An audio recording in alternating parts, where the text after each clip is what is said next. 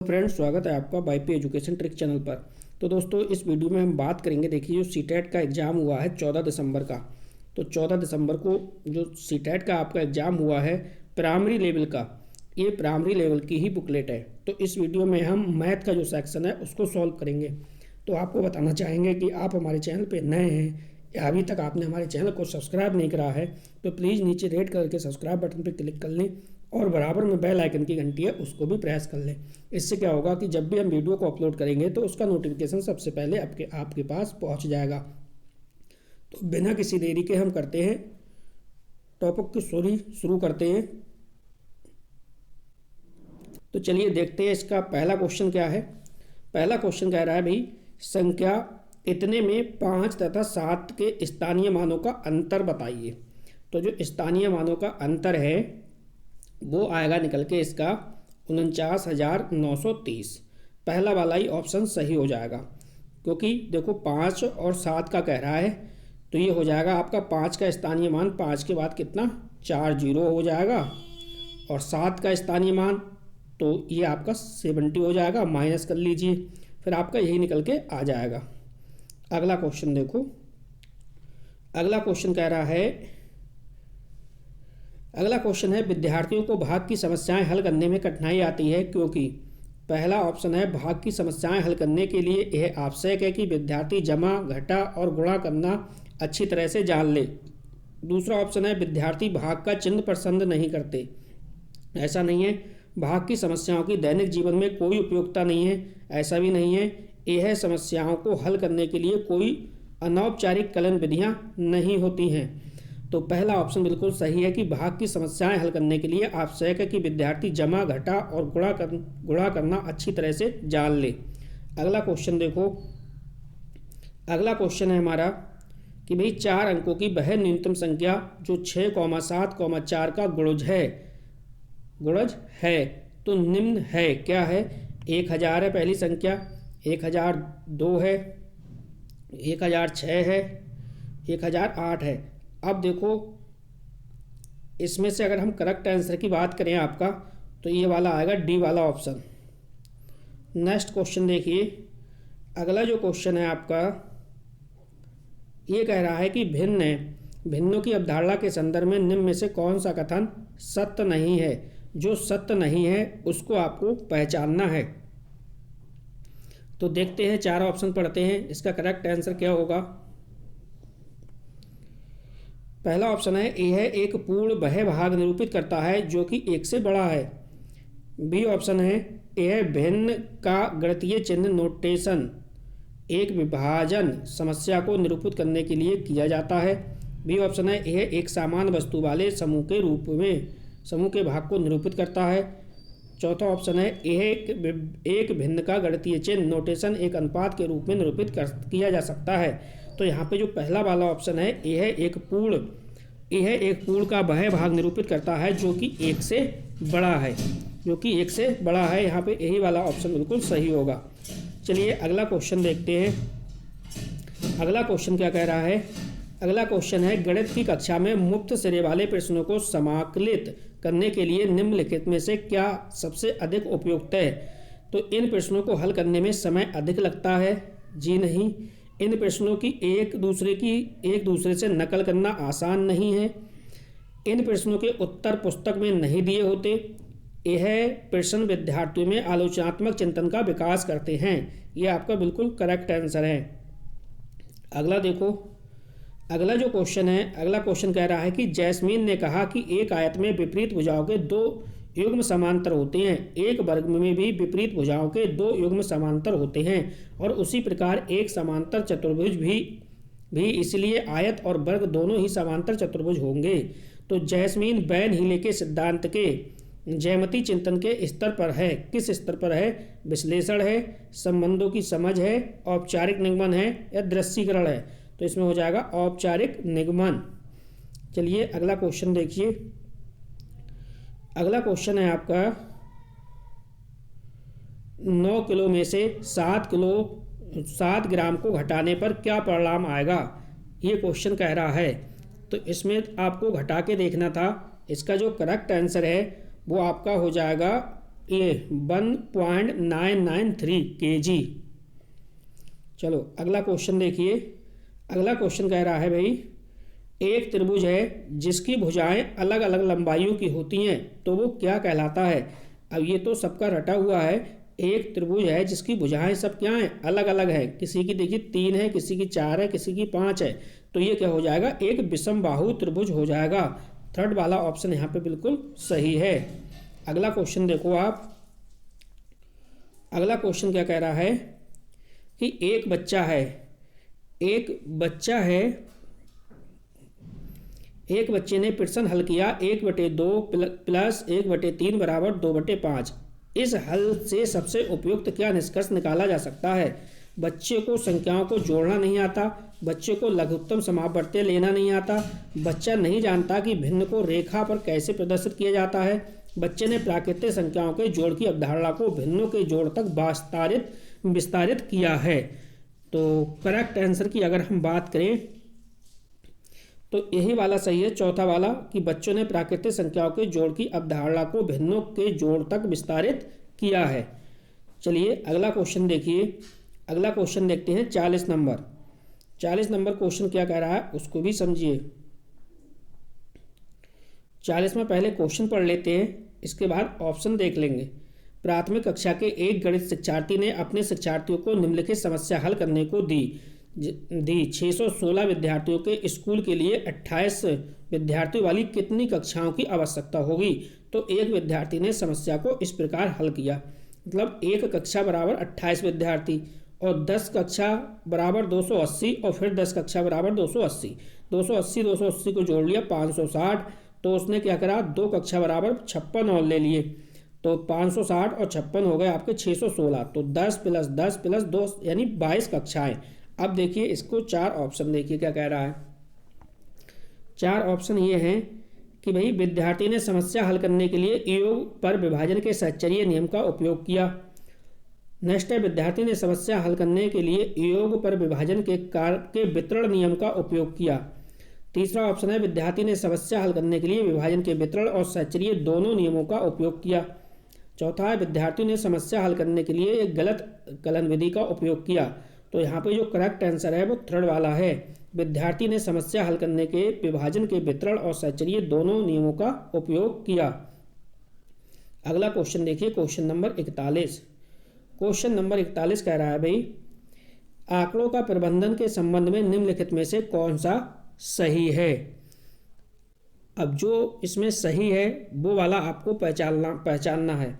तो कह रहा है, आंकड़ों का आलेखों द्वारा प्रदर्शन समझने में बहुत आसान होता है जब भी आंकड़ों का रुझान या तुलना हो दिखानी हो। नेक्स्ट है, एक दंड आलेख जिस ऐसे आंकड़े प्रस्तुत करता है जो समय के साथ साथ लगातार बदलते रहते हैं। तीसरा ऑप्शन है, एक रेखा आलेख आंकड़ों की विभिन्न श्रेणियों के बीच तुलना करने के काम आता है। चौथा है, एक आयतचित्र किसी एक संपूर्ण भिन्न भागों की तुलना के लिए उपयोग किया जाता है। तो यहाँ पे जो आपका करेक्ट आंसर हो जाएगा वो है पहला ऑप्शन, आंकड़ों का आलेखों द्वारा प्रदर्शन समझने में बहुत आसान होता है जब भी आंकड़ों का रुझान या तुलना दिखानी हो। पहला ऑप्शन यहाँ पे बिल्कुल सही है। अगला क्वेश्चन देखिए। अगला क्वेश्चन है कि गणित की कक्षाओं में निम्नलिखित में से कौन सा रचनात्मक आकलन के बारे में सबसे कम उपयुक्त है। जो सबसे कम उपयुक्त है वो यहाँ पे बताना है आपको, तो समझिए। पहला है, निर्देशात्मक क्रियाकलापों के दौरान विद्यार्थी की प्रगति को जांचना। बी ऑप्शन है, विद्यार्थी की अवधारणा समझ की पहचान करना। विद्यार्थी की अवधारणा समझ की पहचान करना। नेक्स्ट है, यह विद्यार्थी की भ्रांतियों की पहचान करने में सहायता करता है। और नेक्स्ट है, यह संचयी मूल्यांकन उपलब्ध कराता है जो कि बच्चों को श्रेणीबद्ध करने में सहायता करता है। तो इसमें हम करेक्ट आंसर की बात करें तो इसमें चौथा वाला ऑप्शन बिल्कुल सही हो जाएगा। यह संचयी मूल्यांकन उपलब्ध कराता है जो कि बच्चों को श्रेणीबद्ध करने में सहायता करता है। अगला क्वेश्चन देखिए। अगला क्वेश्चन कह रहा है भाई, 31 से 60 के बीच अभाज्य संख्याओं का योग बताइए। तो अभाज्य संख्याओं का आपको क्या बताना था, इसमें योग बताना था, योग कितना आएगा।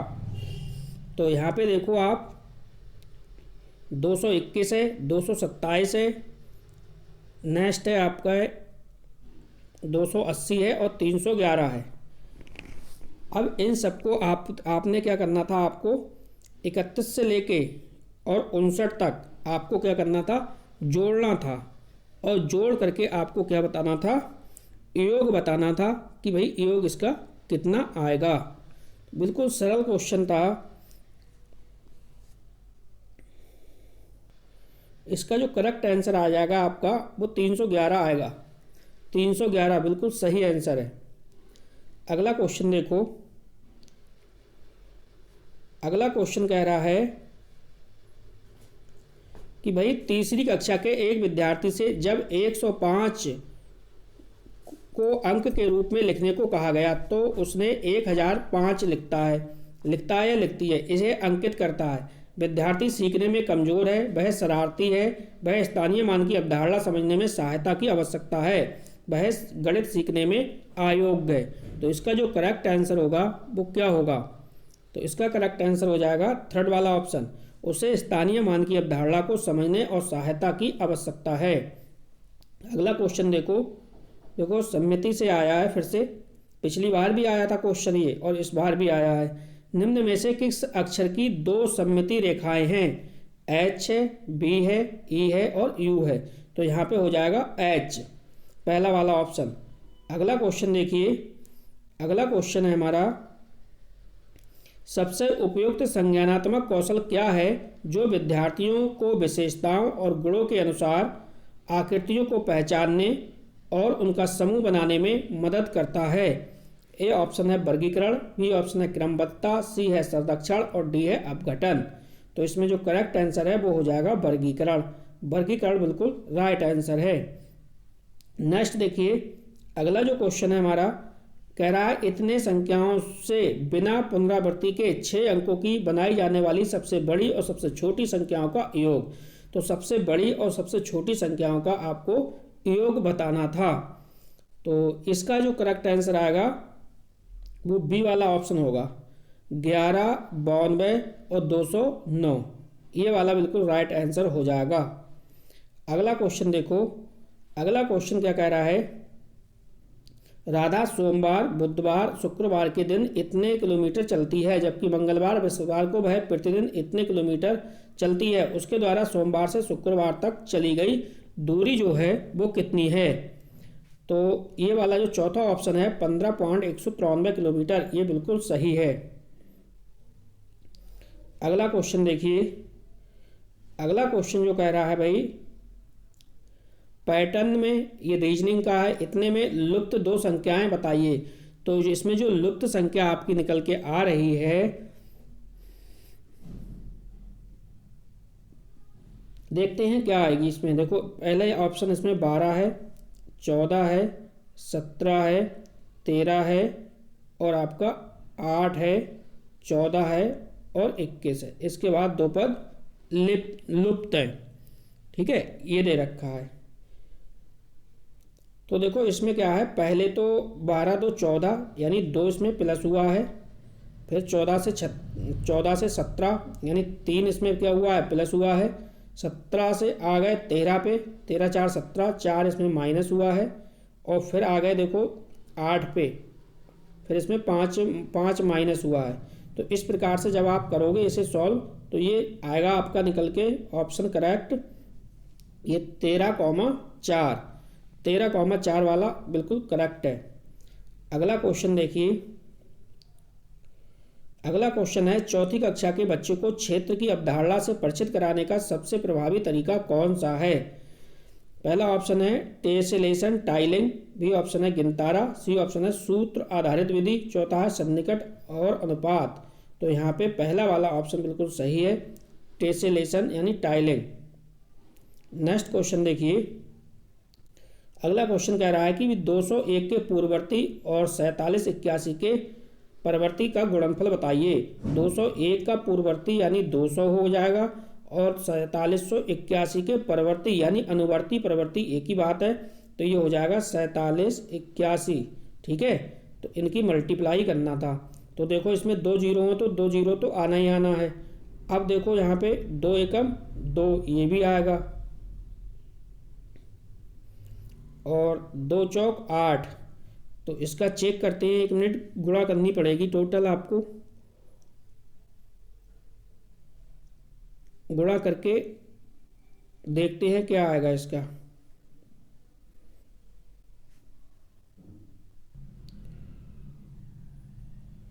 तो आपका मल्टीप्लाई करोगे तो यही निकल के आएगा 95,6400।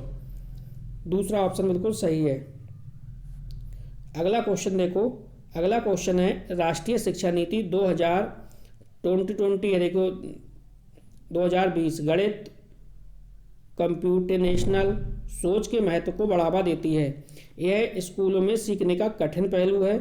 यह मानव अस्तित्व के लिए मूलभूत है। यह शिक्षक का स्थान ले सकता है। यह AI मशीन लर्निंग मशीन और डेटा साइंस जैसी उभरती हुई तकनीकों का क्या है, आधार है। थर्ड ऑप्शन यहाँ पे बिल्कुल सही है। अगला क्वेश्चन देखो क्या कह रहा है वो।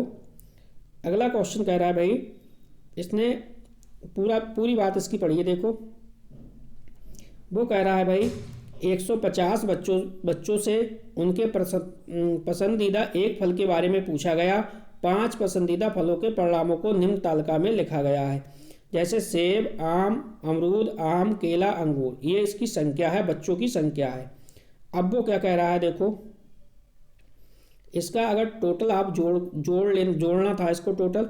अब देखिए आगे, आम और केला पसंद करने वाले बच्चों की संख्या अमरूद पसंद करने वाले बच्चों की संख्या की दुगनी है, या फिर 10 बच्चे इस तालिका में दिए गए किसी भी फल को पसंद नहीं करते।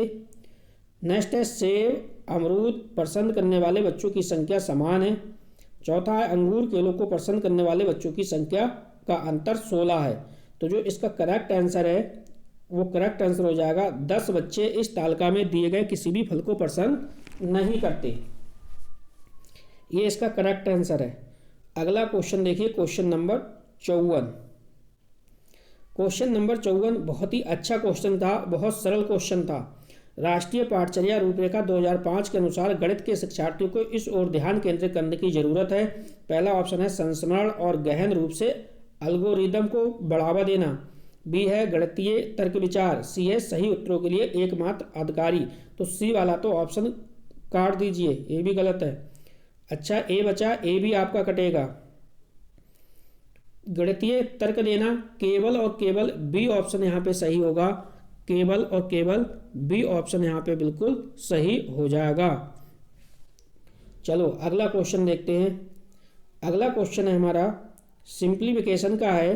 देखो 4/7 है प्लस 5/14 है प्लस माइनस है -7/8। इसकी जब आप कैलकुलेशन करोगे तो इसकी जो कैलकुलेशन निकल के आएगी वो आएगी 3/56। 3/56 इसका करेक्ट आंसर है। अगला देखो, अगला जो क्वेश्चन है हमारा कि भाई निम्न में से एक निश्चित लंबाई होती है, किसकी होती है? एक रेखा की होती है, एक रेखाखंड की होती है, एक किरण की होती है, या एक समतल की होती है। तो देखो एक रेखा की निश्चित नहीं होती, किरण की भी निश्चित नहीं होती है, समतल की भी निश्चित नहीं होती। एक रेखाखंड बिल्कुल सही आंसर है। अगला क्वेश्चन देखो, क्वेश्चन नंबर 57 नंबर में कह रहा है कि इतने मोटी लकड़ी का एक ब्लॉक इतने सेंटीमीटर माप वाले पट्टे बनाए जा सकते हैं। तो कुछ नहीं करना था, इतना करना था 8/70 8 × 70 × 40 अपॉन क्या करना था 2 × 35 और × 8 करना था। तो 2 चौक 8 आपका ये कट गया, 35 दूनी 70 ये हो गया आपका, 8 पंजे 40 आपका ये हो गया। तो 5 दूनी 10 10 चौक 40। आपका जो 40 है करेक्ट आंसर डी वाला ऑप्शन था। अगला क्वेश्चन देखो, अगला क्वेश्चन देखिए, थोड़ा सा कम दिखता होगा लेकिन मैं करेक्ट आपका करा दूंगा। निम्नलिखित में से कौन सा भारतीय गणित की संबंधित नहीं है? अब देखो गणित से संबंधित नहीं है तो लीलावती, सूर्य सिद्धांत और बौधायन, शुल्क पुत्र, नेक्स्ट है चरिक संहिता। आपने डीएलएड किया है तो डीएलएड में चरिक संहिता का वर्णन हुआ है। तो चरिक संहिता है वो आयुर्वेद से संबंधित है, डॉक्टरी से संबंधित है, मेडिसिन से संबंधित है। तो इसका चरक संहिता करेक्ट आंसर है। अगला क्वेश्चन देखो यहाँ पे। अगला क्वेश्चन कह रहा है कि एक व्यक्ति ने इतने तारीख को इतने रुपए जमा करे, यदि महीने के अंत में इतने धनराशि है तो महीने के प्रारंभ के खाते में कितनी धनराशि है। तो इसका जो आंसर आप निकालोगे तो इसका आएगा 5118 निकल के। कितना आएगा? 5118 निकल के करेक्ट आएगा। अगला देखो, अगला जो क्वेश्चन है वो क्या कह रहा है? कह रहा है दूसरी कक्षा के अधिकांश विद्यार्थी 4 कड़ी और 3 कैड़ी जैसी 2 मात्राएं जोड़ने में सक्षम हैं, लेकिन जब वर्कशीट पर 4 + 5 करने के लिए कहा जाता है तो अधिकांश वही शिक्षार्थी ऐसा करने में असमर्थ होते हैं। राष्ट्रीय पाठचर्या रूपरेखा 2005 के अनुसार इसका कारण क्या है? तो पहला ऑप्शन है विद्यार्थी को योग ठीक से नहीं सिखाया जाता। दूसरा है कुछ विद्यार्थी, जहाँ पे कुछ भी आएगा तो ये नेगेटिव ही होगा। विद्यार्थी वास्तविक गणित सीखने में रुचि नहीं लेते। शिक्षार्थी अमूर्त गणितीय प्रतीकों के लिए तैयार नहीं होते। ये जो चौथा वाला ऑप्शन है, ये वाला ऑप्शन हमारा बिल्कुल सही है। तो देखो इस प्रकार से मैथ जो था इस बार काफ़ी अच्छा आया है। मैथ ने आपका काफ़ी साथ निभाया इस बार। बहुत ही अच्छा पेपर था मैथ का। तो बस इस वीडियो में इतना ही था। देखिए, आप प्राइमरी का अगर पेपर सोल्यूशन देखना चाहते हैं तो वाईपी एजुकेशन ट्रिक चैनल को सर्च करिए। मैंने प्लेलिस्ट बना दी है सीटीईटी की, आप वहाँ पे प्लेलिस्ट पे जाइए और पूरा का पूरा पेपर हर सेक्शन का अलग अलग मैंने इसका जो सोल्यूशन है वो आपको दे दिया है। तो वीडियो देखने के लिए आपका बहुत बहुत धन्यवाद। मिलते हैं न्यू वीडियो में नए टॉपिक के साथ।